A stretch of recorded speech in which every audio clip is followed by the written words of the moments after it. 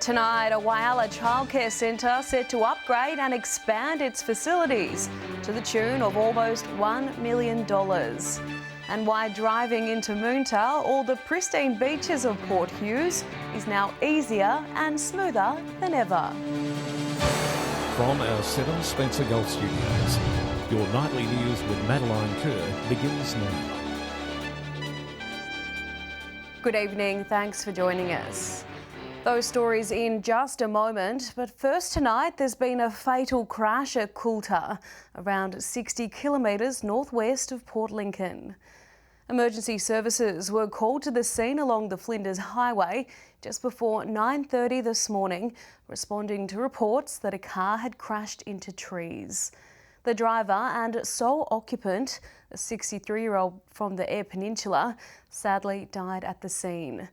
The Flinders Highway was blocked at the crash scene for the majority of the day, with diversions put in place at Coles Point Road and Poona Lane. Major crash investigators were called in to examine the circumstances surrounding the crash. The man's death is the 7th life lost on SA roads, compared with 1 at the same time last year.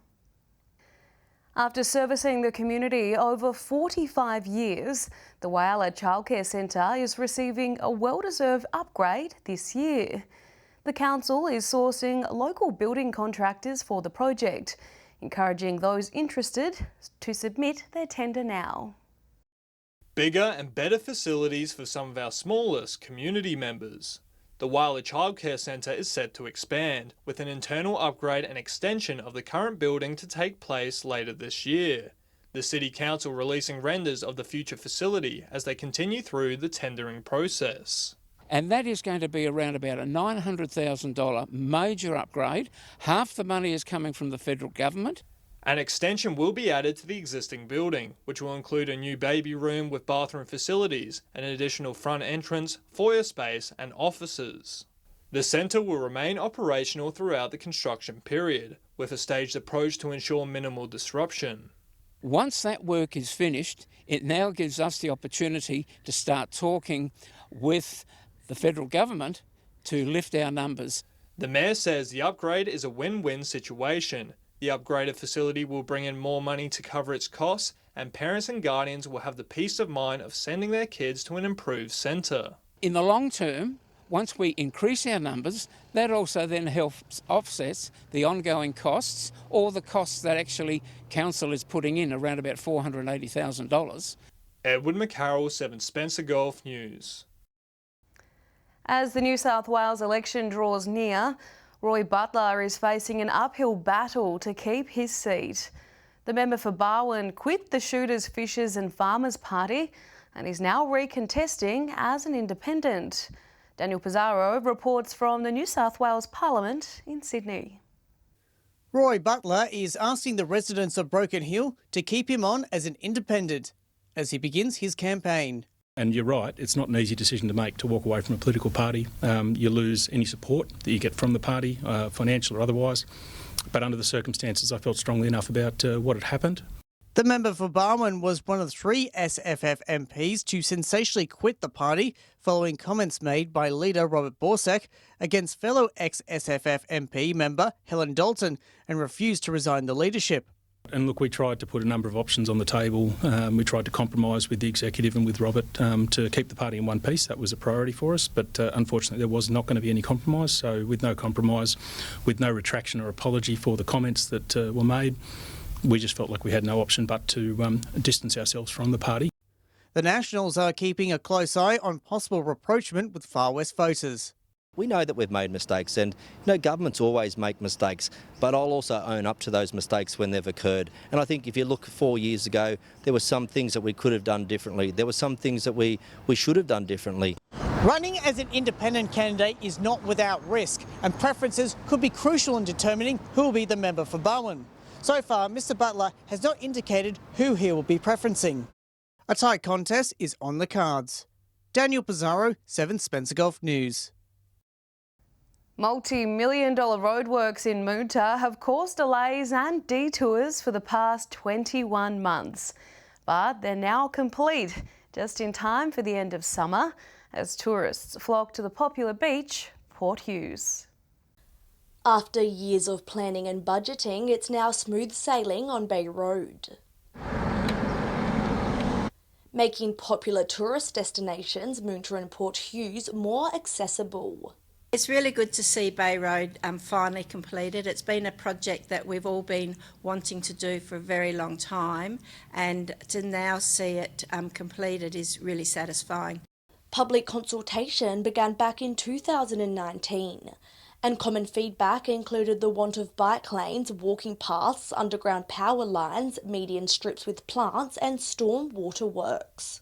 I recently had some friends staying here in the Moonta Bay Caravan Park, and with small children, they were really thrilled to be able to have their children safely ride into Moonta Bay. Like any major project, they often come with unforeseeable challenges. And Mayor Talbot said businesses and residents were patient and understanding through the process.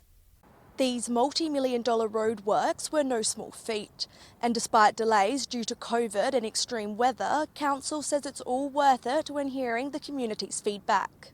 There's many reasons to come to the Copper Coast, and there's many reasons to come to Moonta Bay, but now there is a nice, safe pathway and an attractive pathway down to that premier location. Make sure you check out the upgrades for yourself. Annabelle Francis, 7 Spencer Golf News. Still to come tonight, the main highway in the Far West reaches a major milestone, 10 years in the making.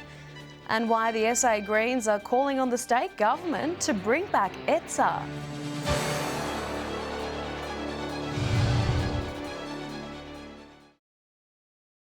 Welcome back. It's been a decade-long project, but the Silver City Highway resealing is now complete. This means that the state is one step closer to having a fully sealed highway network and giving motorists more resilient and safer roads. Signed, sealed and delivered. Minister for Regional Transport and Roads, Sam Farraway, unveiling the finished work. Well, it's fantastic to be in Tibooburra today as the Minister for Regional Roads to officially open the 153 kilometre, now sealed, Silver City Highway. The state government pledged $195 million to reseal both the Silver City and the Cobb Highway, making it safer for those hitting the road. Making the connectivity between the Queensland border and Broken Hill so much easier. A 30-minute saving we will see on this highway now that it is fully sealed. Mr Farraway, careful not to take all the credit, thanking the former Minister for Roads for his contribution to the legacy piece of infrastructure. Former Roads Minister Duncan Gay, who set out to make sure that the funding was available and the vision to make sure that every state highway in regional New South Wales and across the entire state, in fact, is sealed. Since the highway had been sealed, locals have noticed more tourists around Tibooburra and surrounds. Although it's not only those visiting the Far West who will benefit from the upgraded infrastructure. Also for our freight sector, also for all our farmers in the Far West who need to get their food and fibre from paddock to plate, from paddock to port.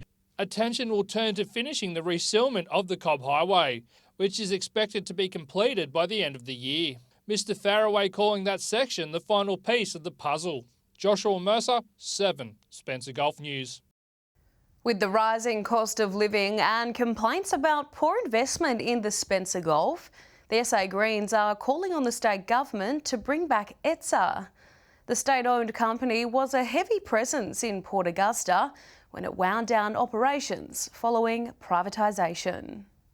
Since its privatisation under the then John Olsen minority Liberal government back in 1999, the Electricity Trust of South Australia has remained a controversial discussion point, especially as communities like Port Augusta suffered as prices rose and the company's successor, SA Power Networks, wound down operations over the years.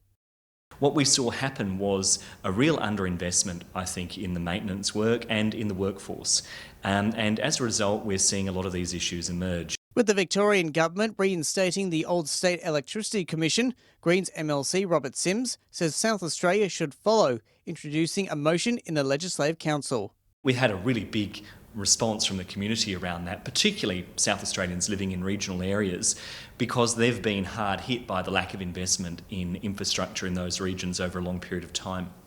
The Malinauskas government says there are no current plans for an ETSA revival. I'm not aware of any proposal which the Labor Party currently has to bring ETSA back into government ownership. I am aware that this government's made a very significant initiative to build, own and operate our own hydrogen power station. That hydrogen power station's going to be located in regional South Australia, which of course will create a significant number of regional jobs in energy production. I think the Labor Party here in South Australia should look at what the Dan Andrews government is doing over in Victoria.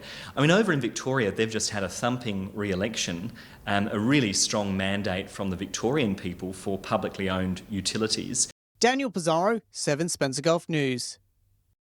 Stay with us after the break. 2 men front court in Waiala following an alleged aggravated robbery. And the SPCA receives an influx of unwanted pets following the Christmas season.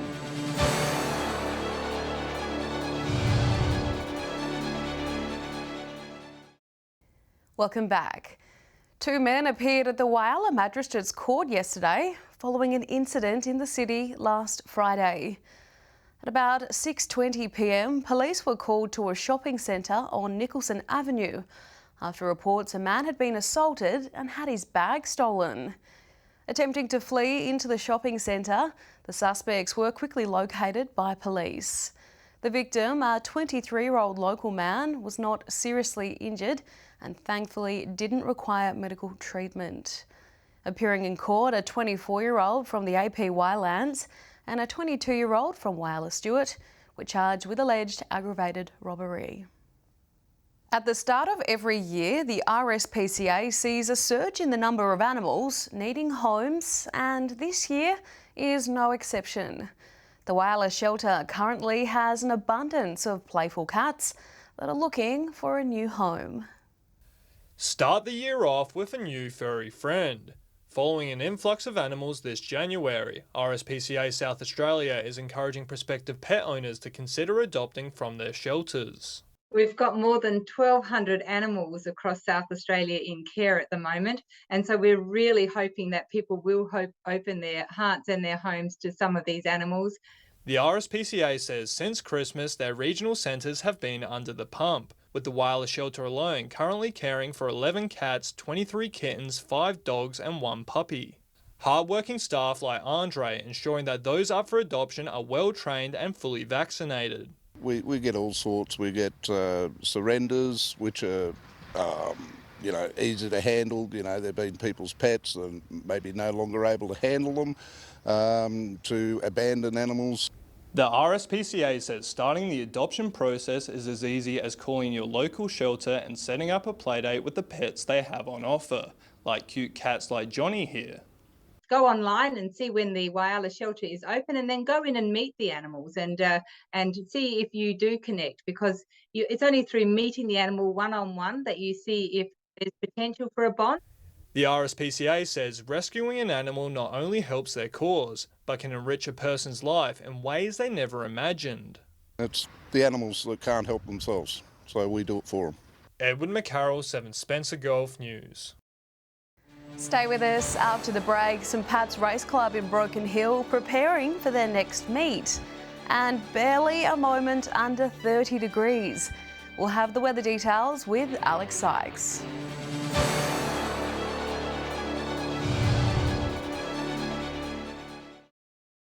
Welcome back. It may be 8 weeks out, but things are starting to kick into overdrive for the St Pat's Race Committee. With the return of normalcy last year, this year's event is sure to be another memorable one. It's the race that stops the Silver City.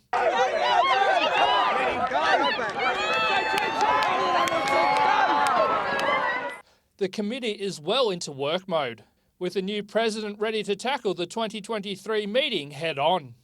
I've been sort of going over in my mind, what have we done, what needs to be done, and you sort of got more of that responsibility. But the main thing is we've got a fantastic committee, so many wonderful volunteers that I've got no doubt it will come together well. In 2021, the event had to be scaled back to allow for social distancing. But with no caps on attendance last year, punters flooded through the gates enjoying a great day out, something volunteers noticed. I think you could just sense it amongst the people at the race. There's a lot more, I suppose, that sense of freedom. And then, isn't it great to be back? We're out here at a country race meeting. I don't think you can beat it. This year, tickets have become available to purchase online, with the club using portal 123 Ticks to ease the pressure on the office. You will still be able to get tickets in person when it opens next month. So we've gone online. At this stage, we've sold around about $80,000 worth of tickets, and a couple of our areas, which are packaged areas, are very close to being sold out. So we're delighted with the public's response to that. For those who are wanting to help out on race day, from bar work to barrier attendance, there is sure to be something you can do, and the positions are paid. We do need people to work in those various areas, as I've said, to make our day a success. So if anybody is willing to work, all they've got to do is contact us at St Pat's. Joshua Mercer, 7 Spencer Golf News. Time now to take a look at what's happening in the weather with Alex Sykes. Alex, let's talk about Port Augusta. Well, what can I say, Maddie? It was hot. If we're getting technical, it wasn't just 43 degrees, but rather 43.7. That was the official reading at 12:36 this afternoon. And while extremely hot, Maddie, it was actually warmer a few years ago when the mercury tipped 45.3 back in January 2021. Oof. Elsewhere, just 24 degrees in Port Lincoln today, while Port Pirie also recorded temperatures in the 40s, a top of 42 today. Looking more broadly at today's weather map, 41 in Waiala, a full 10 degrees cooler in Woodner and Kadina, a top of 31 today. Broken Hill reached 40 degrees. Adelaide was hot, 38 this afternoon. Taking a look at the satellite image now, a high pressure system over the Tasman Sea is to blame for the incredibly warm temperatures, but a milder air mass is on its way following a cold front set to move across the coastal waters.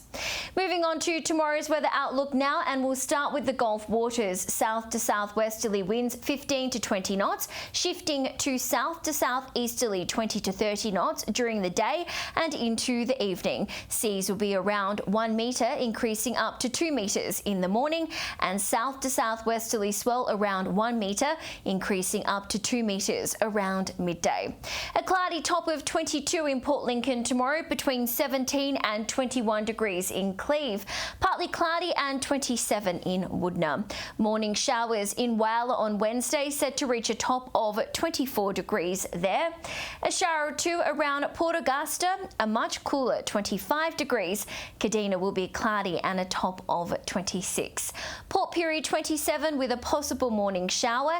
21 on the way for Clare. Possible late showers around Broken Hill, 33 degrees. Taking a look further through the week now, starting with the outlook for Thursday. Temperatures in the mid to high 20s across most of our map. Sunny conditions in Cooper Pedy, Broken Hill and Port Pirie. Windy in Port Augusta, 26 degrees. Moving on to Friday's forecast now. Partly cloudy conditions just about everywhere, except for Broken Hill, where it'll be a sunny top of 29. A cloudy top of 22 in Port Lincoln, 34 up in Cooper Pedy. And finally, taking our first look at how Saturday is shaping up, and it's looking like a good day for a swim. Blue skies across the Spencer Gulf, temperatures between 25 and 36 degrees. And Maddie, as I said a little earlier, it's going to be much cooler in places like Port Augusta tomorrow. A huge relief for locals, I'm sure. I'll see you in a little bit with an update. It's back to you. Indeed, Alex. I think everyone will be looking forward to that cool change, but thanks for that, Alex. And that's the local news this Tuesday. I'm Madeline Kerr. From all of us here, thanks for joining us. I'll have updates a little later, but until then, enjoy your evening. Good night.